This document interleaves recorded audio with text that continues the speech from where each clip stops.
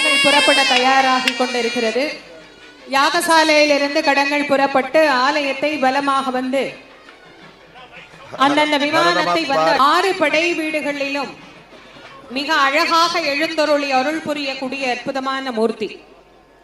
வேண்டுவோர்க்கு வேண்டும் வரங்களை வாரி வழங்குகின்ற வள்ளலாக விளங்குகின்ற நம் சொந்த கடவுளாம் கந்த கடவுள் எங்கெல்லாம் குன்றிருக்கிறதோ அங்கெல்லாம் குமரன் இருப்பேன் என்கின்ற வாக்கோடு குன்றிருக்கிற இடங்களில் எல்லாம் குமரனாக அவன் எழுந்தருளி அருள் புரிந்து கொண்டிருக்கின்ற அற்புத தெய்வமாகிய முருகப்பெருமான் இந்த மருதமலையிலும் சுயம்புவாக தோன்றி நமக்கு பேரருள் பெரும் கருணையை தந்து கொண்டிருக்கிறார் என்பது இங்கே எழுந்தருளி இருக்கிற முருகப்பெருமானுக்கு உண்டான தனிப்பெரும் சிறப்பு.